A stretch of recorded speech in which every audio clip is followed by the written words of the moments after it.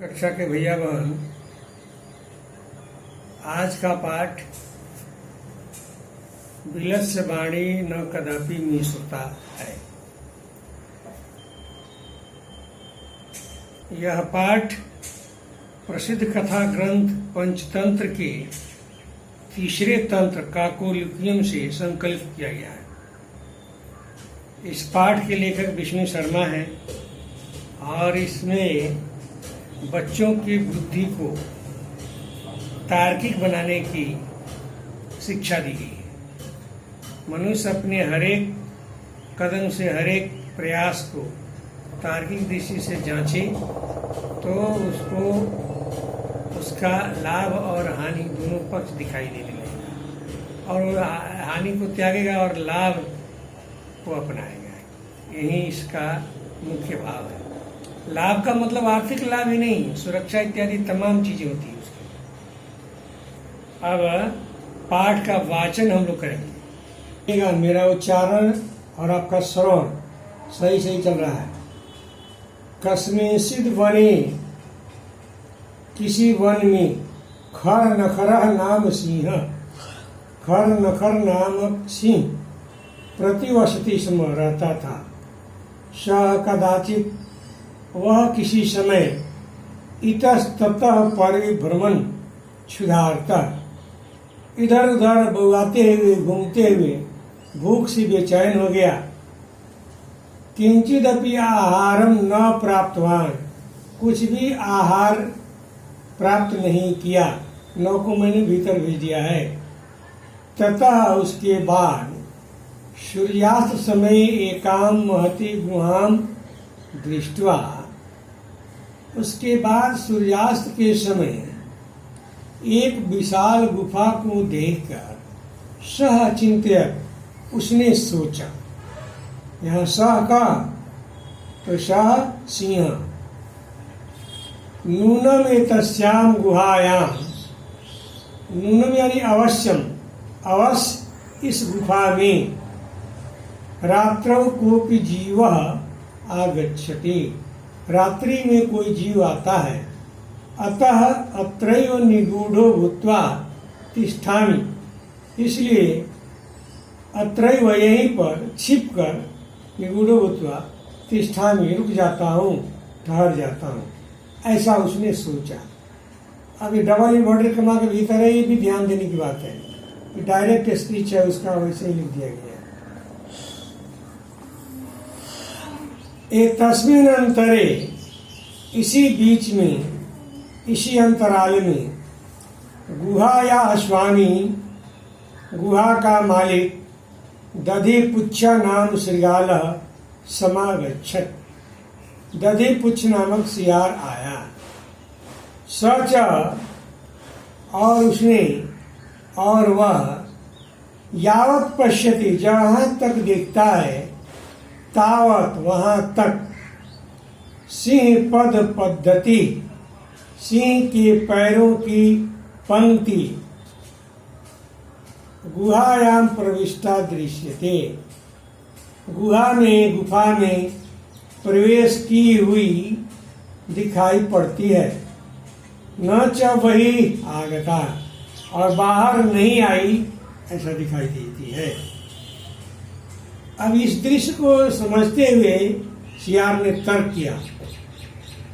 गुफा में तो पैर के चिन्ह गए हैं, जाने के लिए बता रहे हैं, आने वाला चिन्ह कोई नहीं।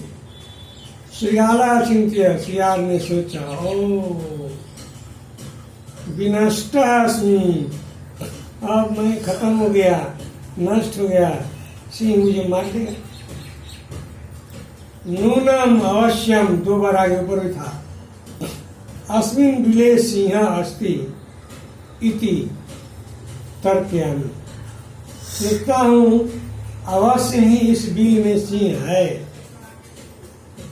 तत् किं करवाणी, तो क्या करूं।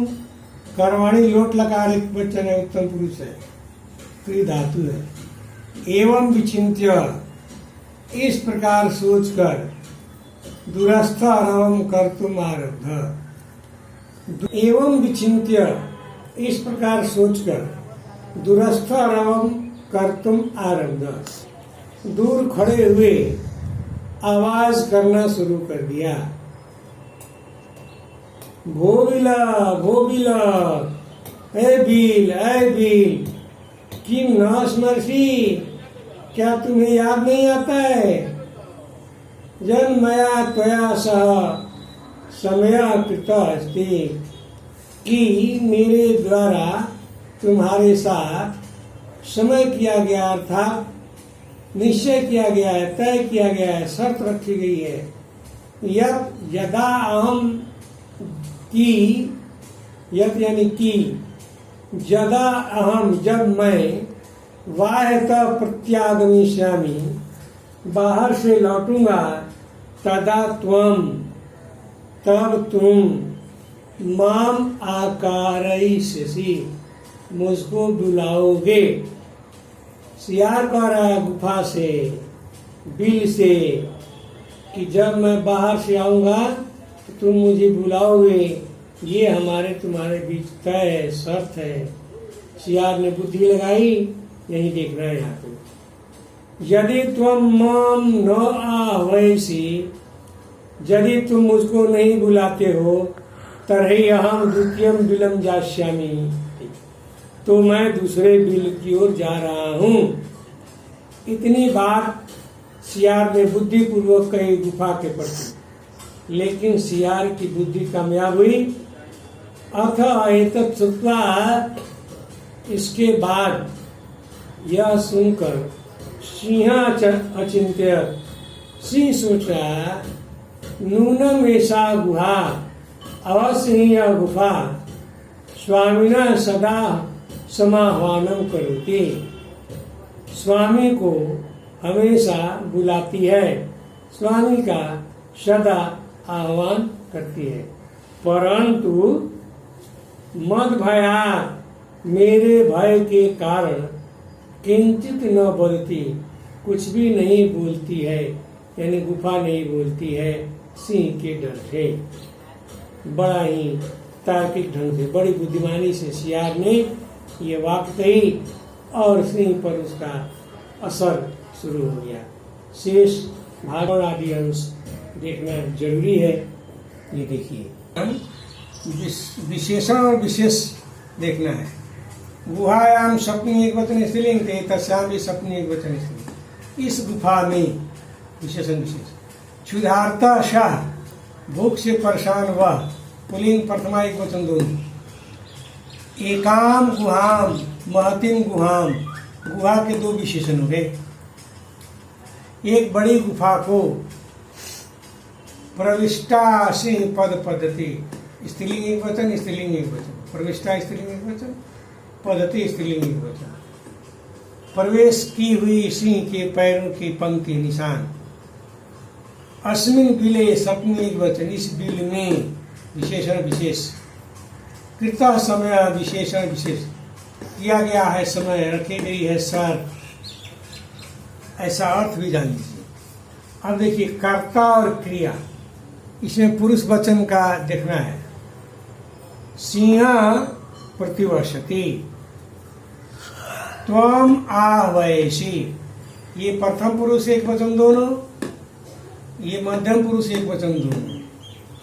अहम जास्यामि, उत्तम पुरुष एक वचन दोनों, मैं जाऊंगा। सिंह रहता है, तुम बुलाते हो। सचिंत्यत, प्रथम पुरुष एक वचन, उसने सोचा। जीवा गच्छति, जीव आता है। अब एक मन दिया है सह प्राप्तवान, ये भूतकाल में है और ये कतवतु प्रत्यय वाला है। ये पुलिंग, स्त्रीलिंग और नपुंसक के अनुसार चलता है, ये लकार के अनुसार नहीं चलता है कतवतु वाला, ये ध्यान देना है। अब ये शब्दार्थ, ये समय एक अव्यय है और अस्मि स्व सम, अस्मि स्व सम, सम मन था, पढ़ती समय पढ़ता था, खेलती समय खेलता था। इसका प्रयोग बड़ा सुंदर है, बताएंगे और आगे कभी। ये तस्मिन अंतरे, इसी बीच में, नूनम अवश्य, कर्तुम आरब्ध, करना प्रारंभ किया। सह, सह यानी साथ, सह साकम साधम, अब संधि देखिए, इतस्ततः, इतः ततः, इधर उधर, किंचित अपि, थोड़ा भी, कः अपि कोपि, कोई, बहिरागता, बहिरागता, बहिरागता, बाहर आई हुई, आई, अस्ति इति, स्पष्ट है, विनष्ट अस्मि, विनष्टो अस्मि, नष्ट हो गया, यद मया सह, यन मया सह, यत मैंने की, मया सह यानी मेरे साथ, ये मया सह या मैंने अंडरलाइन कर दिया अलग है, देख लेना।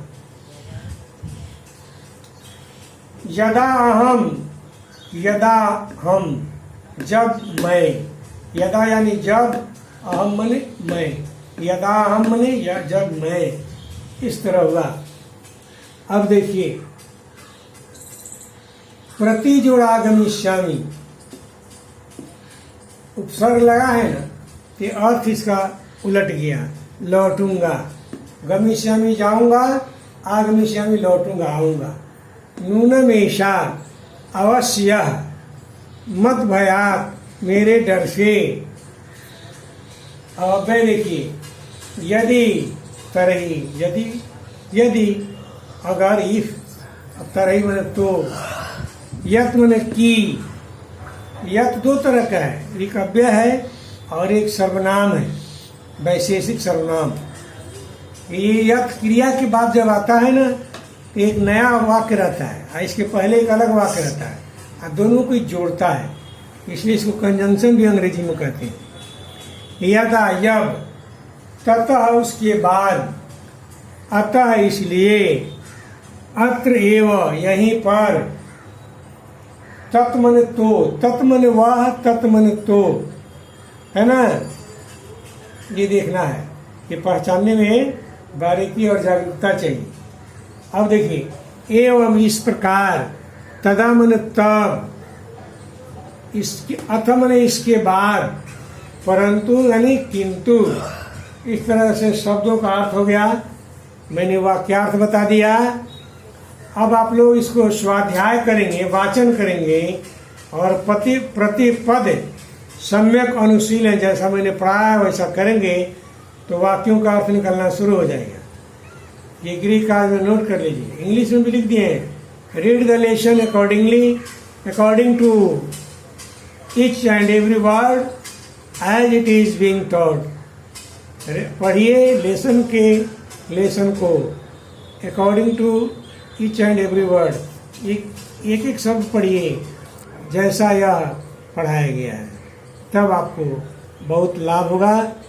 और जूम क्लास में भी कभी डालेंगे तो इसके बाद आप लोगों को जवाब देना पड़ेगा। धन्यवाद।